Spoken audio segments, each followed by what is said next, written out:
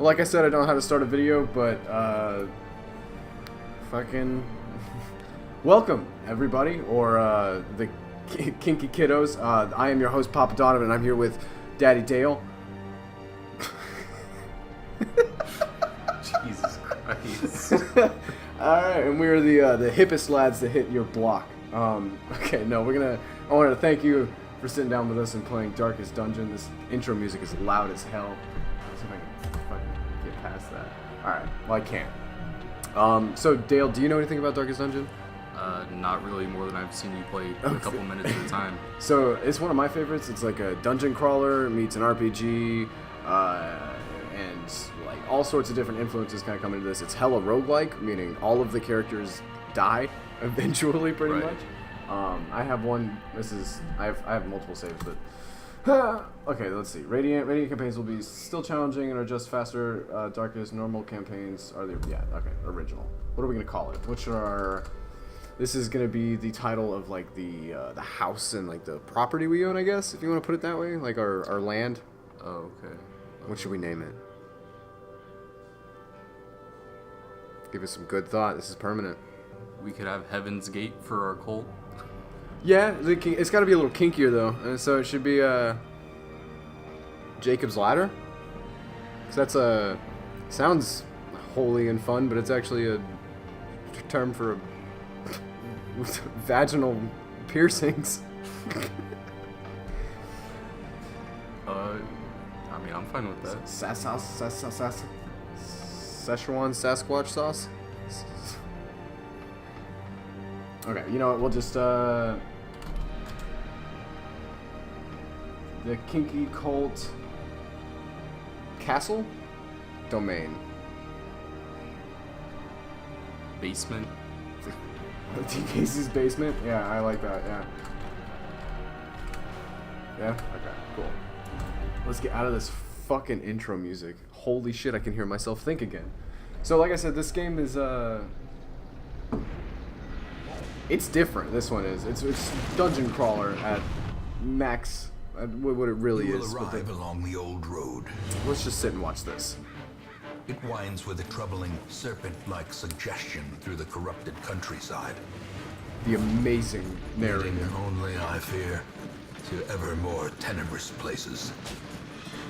There is a sickness in the ancient pitted cobbles of the old road, and on its writhing path. What did I do? Oh shit, the volume button adjusts to when my fucking... Okay! Damn, alright, well that sucks. Anyway, so that was kind of the introduction on who, what, where, why, and we're here. Oh yeah, the intro kind of teaches you like the mechanics of the game. I guess I'll take it through this. I know all this, so I don't give a shit. Basically, your grandfather or some shit owns this mansion, and he spent his life trying to find the treasures within, and he found it, but it was like a gate to hell. And shit. Yeah, underneath the house, and like the strange cults, that lead it and stuff like that, and the monsters. It's kind of like Call of Cthulhu style mystery. Dude, this game is it's fucking something else, but it is harsh and unforgiving at its roots. So that's kind of the fun of it, and the character development. There's a lot of it. So you may get copy classes. So like you're gonna have a bunch of knights, bunch of gunslingers, a couple witches and stuff like that. And you can change how they look and what their names are, but you can also change like what skills they get, and when you start camping, like there are certain skills that whenever you camp that each character has and stuff like that. So it gets pretty in depth if you want to treat it like that. You don't have to, but oh yeah, the combat's JRPG style, one attack on each other, but so each character can have 4 attacks, and when they level up and stuff like that, they unlock more attacks, so you can switch them out and whatnot and make them actually fight how you want them to fight. So it's got all the details here and stuff like that, but this one's pretty one-sided because it's the tutorial shit, so I'm just gonna kind of speed through that. You do have to micromanage your characters. They have this second bar underneath their health there is stress, and if they become too stressed out, they break mentally and they develop flaws, or they can be triumphant and pull through and get good qualities as well. Damn. Okay.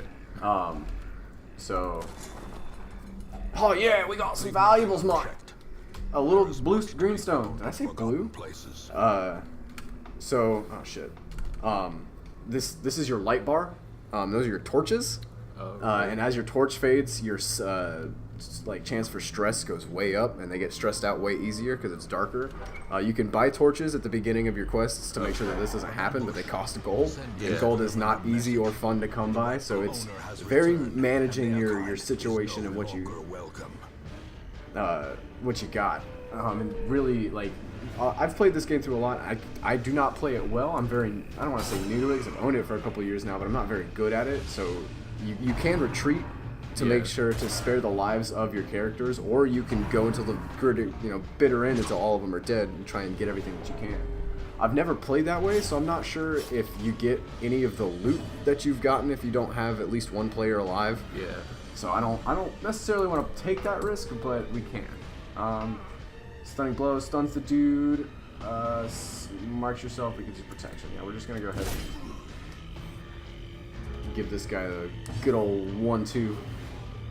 One thing you do have to worry about in battle is when you take down someone and it's not a crit whenever you kill them, their corpse is left behind, and that still takes up a space. Okay. And a lot of the attacks, you have to be in a certain position, or the enemy has to be in a certain position for the attack to land. Right. Yeah, so each party member has a spot that they are best in, and where they attack and stuff like that. Because I've seen you play a little bit before and watch you have to like juggle positions and different swaps and attacks and stuff. Yeah, this is kind of when most monsters die, they leave corpses. Corpses act as temporary obstacles that eventually go away on their own, or you hit them to make them stop. Be in there. But this asshole is just gonna sit here and take up space and prevent, Renald. What an apostrophe name. But luckily the corpses are easy to extinguish. Extinguish? That's the one.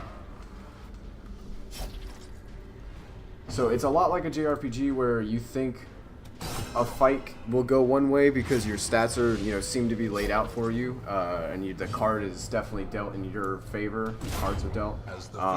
But shit changes real fast. Yeah. And real uncomfortably. After you completed the requirements of a quest, you do have the option to return to town, or you can...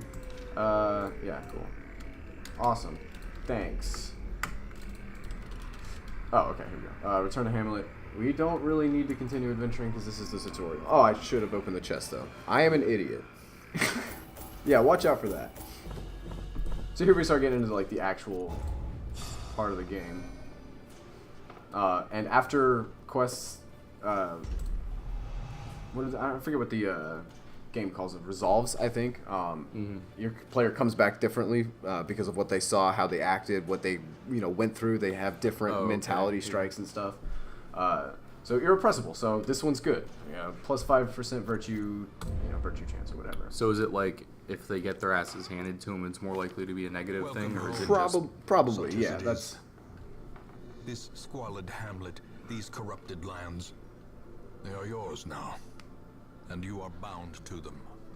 Okay, so it's this game doesn't necessarily have a storyline. I mean, it naturally does as you complete quests and things, but it's just one big to-do list that you need to fulfill to get this shit back. Okay. And it's just defeating. It's like Terraria in the sense where it's just bosses, basically. Like, you just gotta get through the shit, kill all the important people, and take this land back. And these are, things for the characters or whatever. So the way that your roster and characters work, I know I'm going to explain it. Shut up. Yes, thank you, old man. So the Plague Doctor, they're cool. They're kind of rangy laboratory and... than the blood-soaked battlefield. Yes, I know. Thank you. I got it. I know what I'm doing. So yeah, that's how you get people. So if one of your peoples die, you go and grab more people. So is there a limit to how many you can have? Yes, right now it's 9, but if you upgrade the stagecoach, you can make your roster bigger. Oh. And I was in week 8, which means 8 adventures that you've done so far, quests that you departed on or embarked. and I had 16, I think. So it's easy to upgrade, and you upgrade stuff through the loot that you find, through portraits, deeds, crests, and busts. And those are the ingredients and stuff that you need the heirlooms. Yeah. To upgrade the stuff. I generally tend to save my upgrade stuff for the Abbey and the Sanitarium. They're locked right now, but that's where you send your party after quests to de-stress. So you got drinking, gambling, fucking, and then praying, really hard praying and meditating. Okay, yeah, because I remember something about like vices and there's some things that like the knight Reynold in the other run through that I had was he could only pray to de-stress. He wouldn't go to drink. He wouldn't gamble. He would only pray to Jesus or whatever his deity may be. Okay, so it's gonna make me check out all the stuff. Nomad Wagon, you can buy trinkets. From all the forgotten this is where you read all the stuff that if you're curious about what the lore is, you go here. Or if you need to go know where you're going. Yeah. Thank you. Yes. And then the graveyard. I don't go here often because normally the deaths of my character make me way more sadder than they need to be. Yeah, I think that's pretty much it for the beginning. So does the graveyard do anything besides just show you where you fucked up real bad? No. Nope, that's just it's just a friendly reminder. Yeah, it's a big friendly reminder to say, hey, all those people you once loved are now dead here. Okay, so I think that's a good one. I'd say that we've been recording for a little while. I need to set a timer. I want to do like 10 to 12 minutes. Anyway. Yeah. But now that we're here, we can start and we can disembark on our next quest. Again, thanks to everybody who sat through our very first episode of really anything. I am Papa Donovan, and you gotta fucking say it. You're gonna say it. Who are you? I can't. No, dude, I want to hear it ring in my ears when I'm editing this. Give it to me. Give me the good old ASMR. Please no. Papa Donovan and. Come on, I'm edging right now, Dale. Give it to me. All right, at least say goodbye to people. Oh man, and I'm Daddy Dale. Yes! Thanks for sticking with us. Oh yes, that's great. I fucking can't. That's great. Okay.